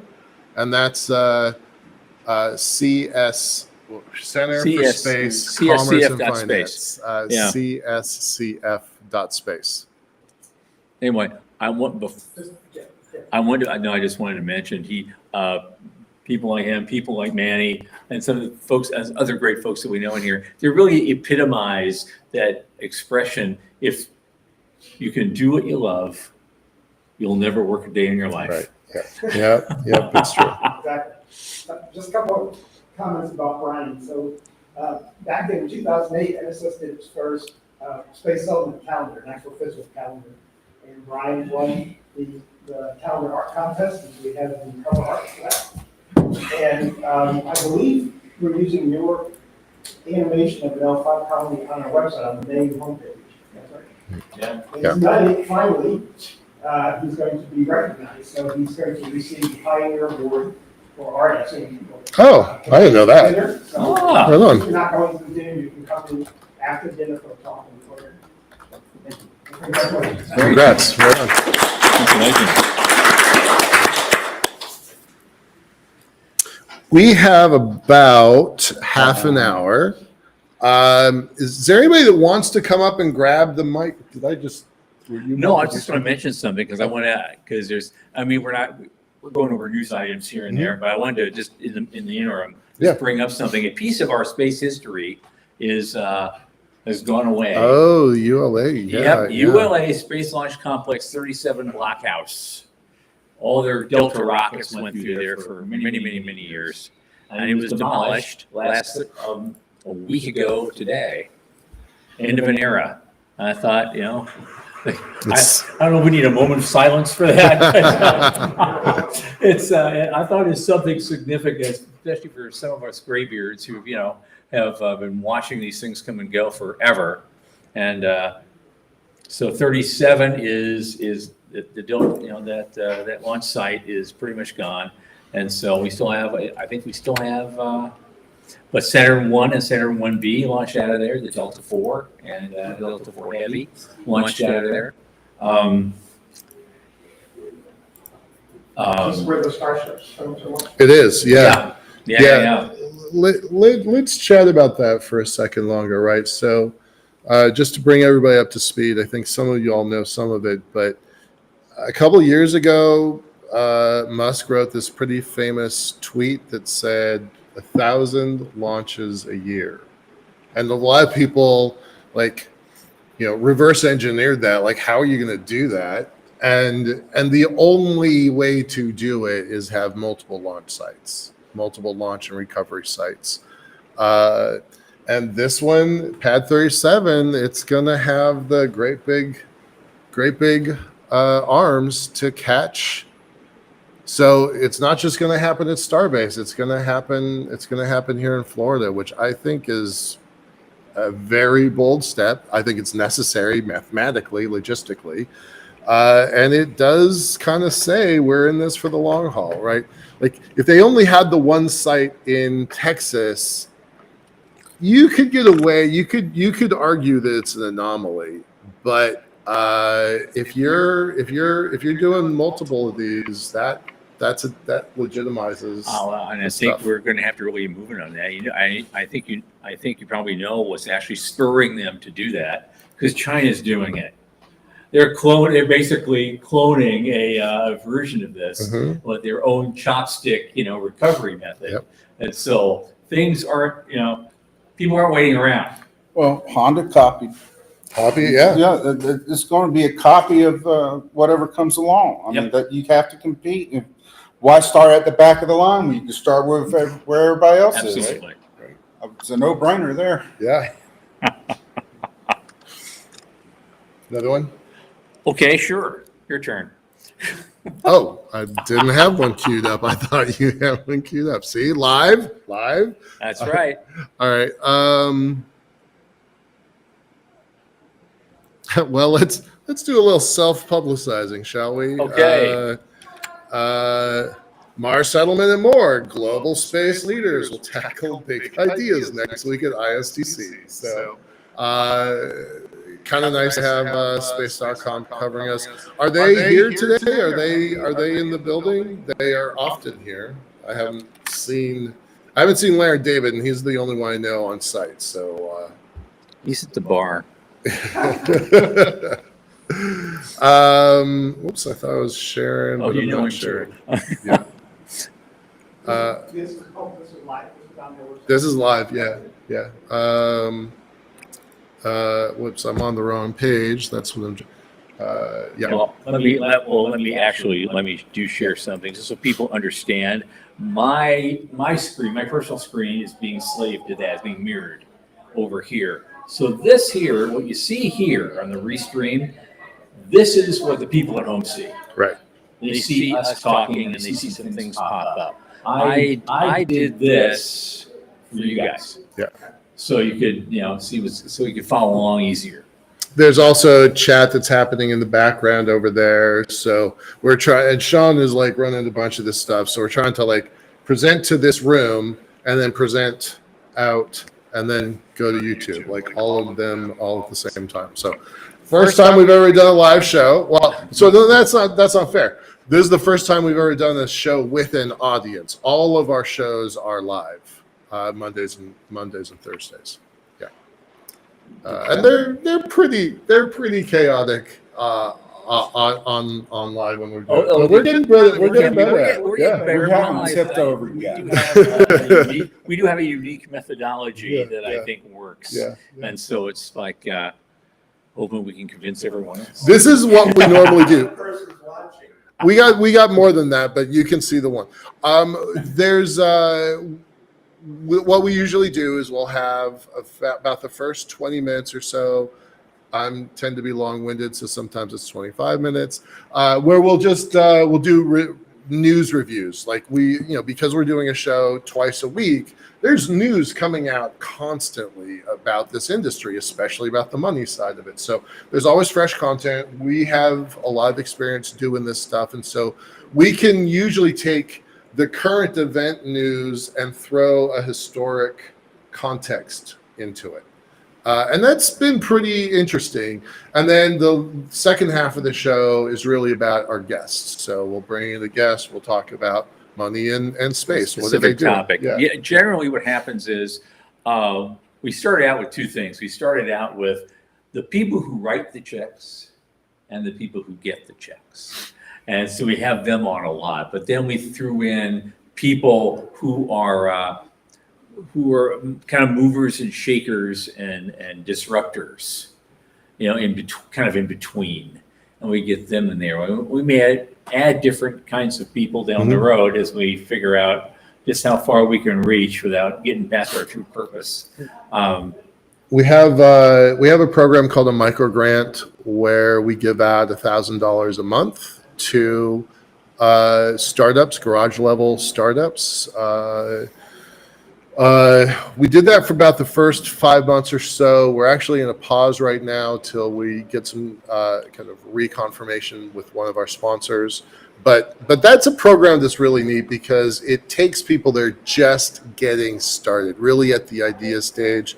One of the things I really liked was some folks in Africa that were like, we want every kid to be able to see the sky with a telescope.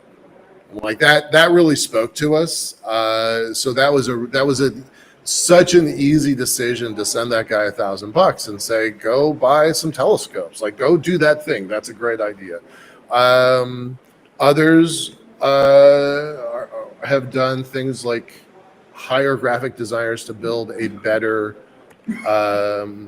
marketing piece for their new business. Like, it's interesting the kinds of companies that we get, the kind of sponsors that we get, startups that come in.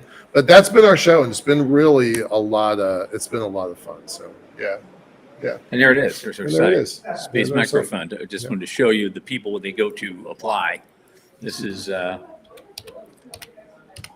us, and so we're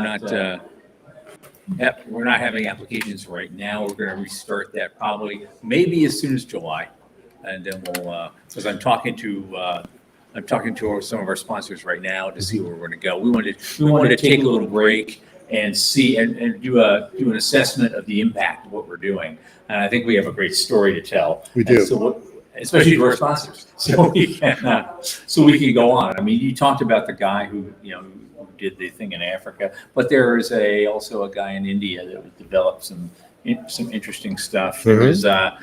There are people all over the country, all over the world. We've had people from all over the place that have been doing this, and so. Well, speaking of the world and speaking of Australia, tell that story. We're going to give out $3,000 in Australia in a couple months. Yes, we are. Part of our, we have a sponsor for that. This guy's given out $400,000 just for perspective here. So Startup and early stage companies over it's over 15 years. We did have a glory period with the NASA Ames grants, but boy, that was fun. That's how we really cut our teeth learning how to do all this stuff.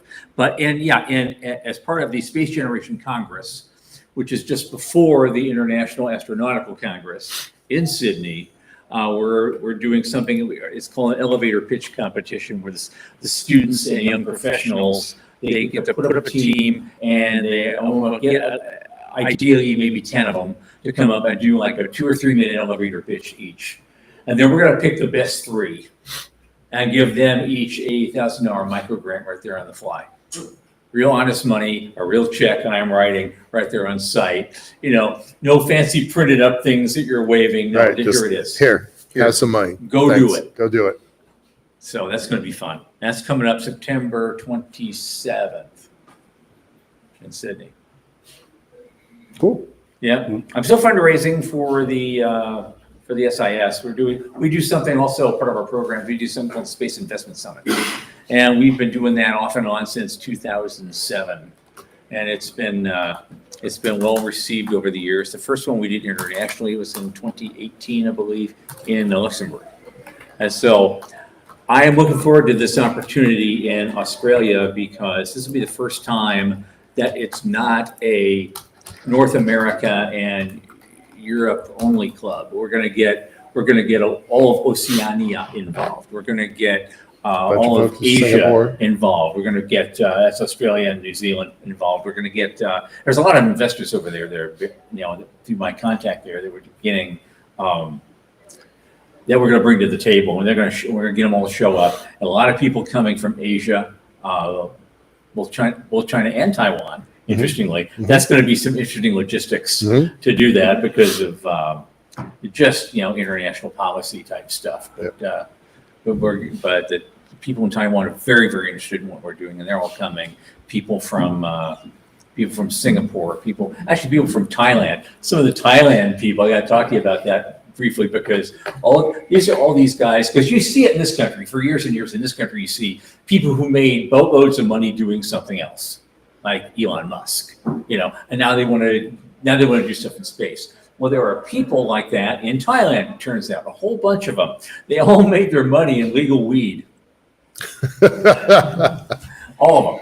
And millions in legal weed. And now, for some reason, they're interested in space. That's because they've been there. Go figure. Okay, come on down. Welcome, the bastards say welcome. Come on down.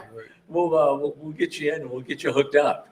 Because they're gonna learn a lot, because it really is for investors who haven't looked at the space industry before, and there's so much more to look at now than there was in 2007 when we first started this, and so it's going to be great to just have teaching moments for people. We're going to have panels, and we're going to have hopefully some really great keynoters that have been investors in this industry to actually show people, this is what we're doing, and this is how we're doing it, and this is why it's important and why you should consider it. And we have a question from a young man over there. Yeah, I just wanted to, if you mind, I don't know how many minutes you're willing to spend. Yeah, go ahead. What do you got? Sure. Introduce yourself. My name is Brian Dolezal. I am the program director for the Cuyahoga Valley Space Society in Cleveland, Ohio, in the Northeast region. One of the 5 Ohios, Cleveland, Toledo, Dayton. Other southern parts, West Virginia, Steubenville. So, I hope I represent the common person that we have to convince that space deserves finance. And it was just serendipity that I saw this presentation by the Center for Space Commerce and Finance and Commerce, because we think of the National Space Society as a nonprofit, and I've been involved in nonprofits. And nonprofits means to the common person that we don't deal with money. We can talk about anything, politics and not money, because that's too argumentative. So the thing is, I come from a background as a computer engineer. I work in systems administration for the government, the U.S. federal government, and district courts, of which there's 93 district courts around nation, and the fact that a case comes to district court means one of the plaintiffs or one of the parties has standing in one of the districts of the United States. And I worked in the courts, so I think I know enough about the law to know that I'm usually wrong whenever I say anything, and I want the lawyers to correct me. But the reason for my comment is I saw on the Facebook Mars Society group that, well, I think we should go to Mars, because I personally want to go to Mars because there's no law there and I'll be able to do anything I want. But I started thinking, where did the people get this idea? It's a very, very powerful motivator. It reminds me of, the United States colonized the West. Let's move out west because everything's wide open back there. There's no laws, and it's the wild, wild west. Well, I learned from my work with the systems administration of the district court that there are about 111 different cases at any time in proportional fashion. There's one case that's a criminal case. So the feds, the ATF, brought in somebody from the suburbs who has a cache of machine guns in their basement. Okay, so they're going to prosecute them. You never hear on the news what the heck this position is, but it's always a big image of SWAT team. Then you have 10 cases for this corporate law, The big seven, where the big seven banging their IT groups are corporate lawyers. banging their corporate lawyers against each And then other. there's 100 cases. And then there's 100 cases, at least in our district, which was for the a central district for the asbestos litigation, a class action where known known asbestos. dangers of asbestos by the major manufacturers of asbestos. They had put together a pot of money because they knew they were going to be sued by the plaintiffs who were contracting lung cancer from breathing asbestos. And of course, it also reminded you of other class actions which you tell us about regarding lead and gasoline and tobacco and so forth. So my systems administration duties were clogged up with 1 case of machine guns, 10 cases of the corporate lawyers, and 100 cases of the asbestos litigation, in which, if you don't know about it, it's dragged through the courts for so long, maybe like 50 years, and at the end of the litigation, the plaintiffs get $550, something like that, and in a lot of the cases, the plaintiffs have already died. So going into the future, looking into the developing space law, I'm asking the question, how are we going to manage space law so that Mars, can be effectively and safely ruled by I think it has to, you have to draw the line back to where it starts from, where people have to get educated. The public, the average common person has to know that they can't just keep machine guns in their basement because we're going to have to fight it out one day. And the corporate lawyers can't decide, well, we're going to do what we want to do. And the asbestos companies can't say, well, we have to have asbestos everywhere because it's the bestest. So my question is, how are we going to resolve the contradictions between, as I think one of the lawyers here mentioned about the different treaties, and you're mentioning the different jurisdictions, particularly Antarctica, and of course we know there's 200 other jurisdictions in accordance with the theme of this National Space Development Conference, which was eliminating the goofy, stupid laws that certain states have put into place that we need waivers for to, sandbox the innovative startups, which by definition of being innovative startups, they're doing something that's not normal, so how is it going to fit in with the normal laws that are set up for commerce and finance? Oh, wait a minute, that's not going to work, so. Thank you.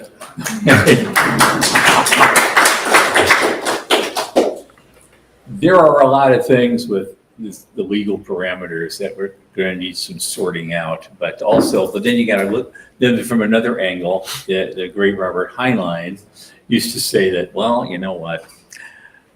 Government is a social disease that we bring with us everywhere we go, unfortunately. And so it necessitates the idea that we really do need to figure out how to do these things, but you have to do it with education. You have to do it with awareness of who you are as a social and political being. You can't just go by what someone told you on some obscure channel or even CNN last week. Right. You got to learn how to think for yourself and figure this stuff out for yourself, because if we can't do it here, we're not going to be able to do it anywhere. I'm a big believer in moving past the wild, wild west paradigms, right? It wasn't that wild, by the way. It wasn't, right? You had John Wayne pushing a certain narrative, but the reality was you don't raise families in a combat zone. Right. And the biggest criminals actually of that era, there's only a handful of them, and everybody knew their names. Right. So they had wanted posters, right? I don't think that's the world that we're going into. I hope that that's not the world we're trying to build here. Yeah. The Artemis Accords have now got, I think, 55 signatories, and then the Chinese program has, I think, 11 or 12 signatories. And what's interesting is 2 of those signatories are on both sides of that document. And one's on the Chinese side and one's on the American side. I think that's really important because that starts leading us towards a rule, if not law, it's a rule of common understanding. Yeah, thank you. Appreciate that. Yeah, please.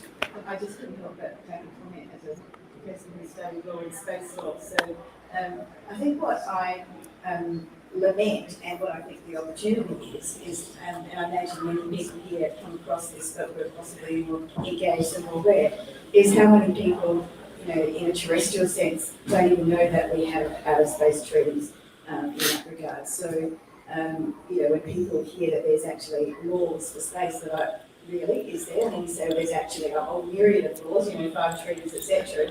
This is all new to most people. So we live in a bit of a cocoon of people that are perhaps more informed about this. So I think that that's a really important starting point because that legal framework exists. It exists for, obviously, you know, regardless of where you are in space, Mars and beyond.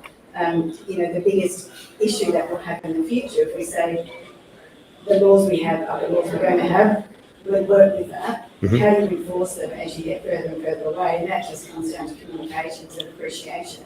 And, you know, I won't name names, but I've already met someone here today who's an astronaut and doesn't even know the outer space treaty laws. So, you know, if we're actually sending people to space and they're not even informed of the nature of the outer space treaty and some of those fundamental pieces of information, and, you know, as I said, people obviously more broadly don't know about them, how can we possibly expect that level of engagement, awareness, you know, respect for those laws and just having regard for what they say? We've got an education of. All right, thanks so much. Before she gets away from me, Sherry Bell, can you come up here, please, for just a minute? Well, yes, part of what we're doing on this live show today is celebrating the unsung and semi-sung people who have been working tirelessly to put this conference together and give them some kudos that they deserve. And I wish you would introduce yourself and tell us what you do.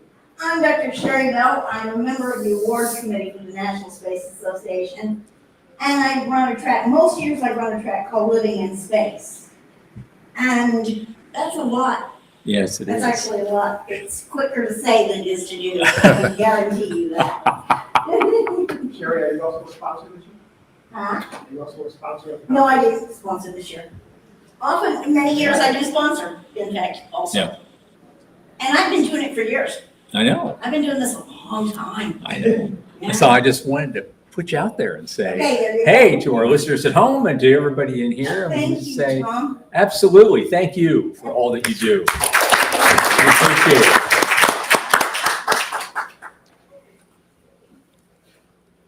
Is there anybody else that would like to grab the microphone for a minute? You want the lawyers? Does anybody know? Doesn't have anything to say, come on. Does anybody know? Does anybody know International Space University? A lot of y'all know ISU, right? So they have a phrase that goes, "The lawyers always win," right? It doesn't. Yes, the lawyers always win. Yeah. So we know that that law is necessary out there, but Yeah, definitely, but, I mean, I understand what they're saying, there is a body of law, outer space treaty, each nation, state has their own set of laws.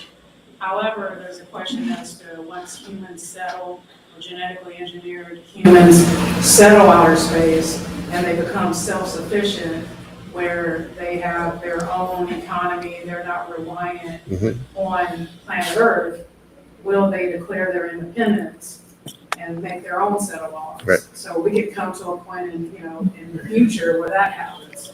But right now, we do have a set of laws, but those laws are emerging. They're not clear. Outer space treaty isn't well developed. And, I've spoken on private property rights, I've, written on private property rights. And of course, it wasn't mentioned, but when it comes to, can you own property in outer space? In the US, we have that 2015 law that was signed to law by, former President Barack Obama, that says you can own space resources if you're engaged in commercial recovery of those space resources. that was the Asteroids Act, right? No, it's a long. Different one? Okay. I forgot forgot the Okay. exact name, but, and, you know. but- Commercial Space Launch Competitive Society. Yeah, thank you. So, so under that, you know, I've spoken on that a number of times and, you know, written an article on that, but, you know, it says if you're engaged in commercial recovery of a space resource, then if you obtain it, you can own it, you know, and generally, and a space resource is an abiotic resource, so any non-living resource, which would include land. So if you just read the law on its face, you can interpret that as you can own the land and not only what you extract, but, you know, there's some that say you can only own what you extract. Like commercial recovery, there was no definition, so anybody can interpret that in any way. But when we talk about space and money, bringing it back to space and money, I am talking tomorrow about a finance topic, interplanetary finance.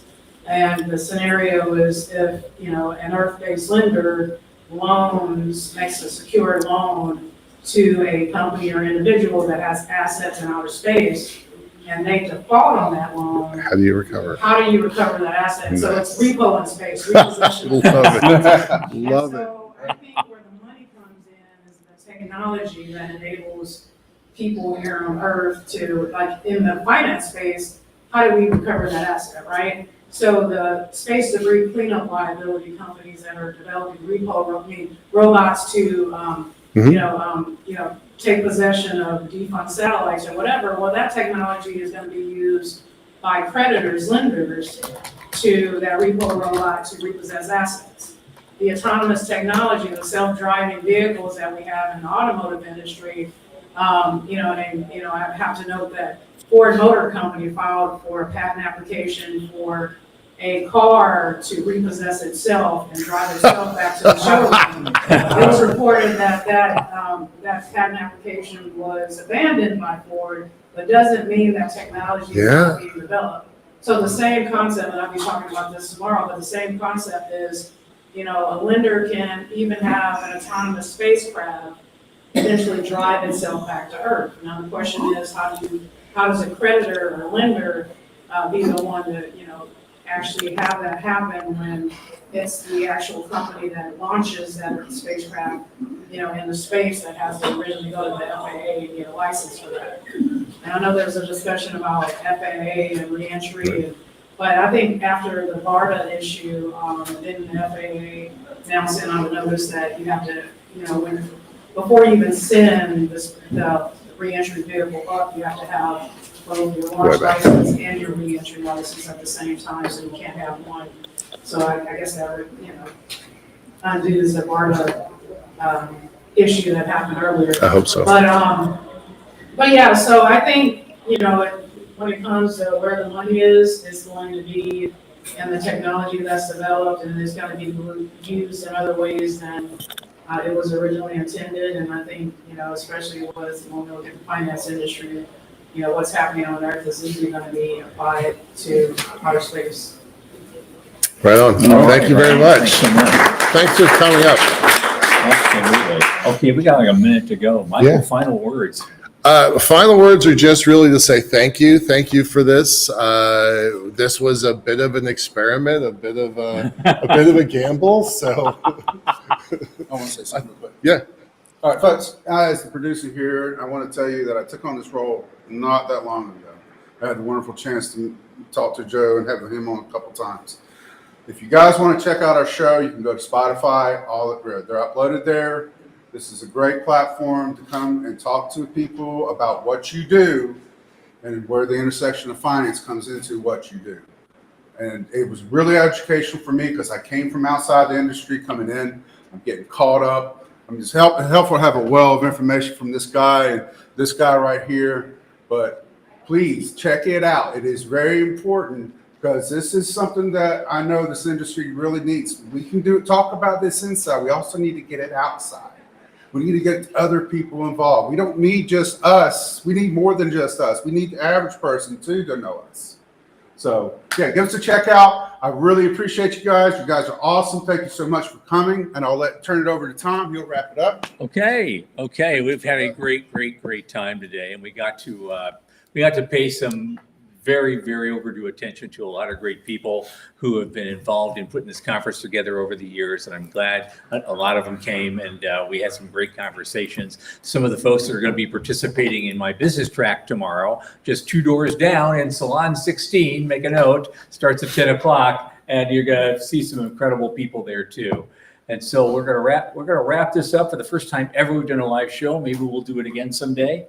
And so from the news desk at the Center for Space Commerce and Finance, for Michael Lane and Sean Key, I am Thomas Andrew Olson. Keep watching the skies.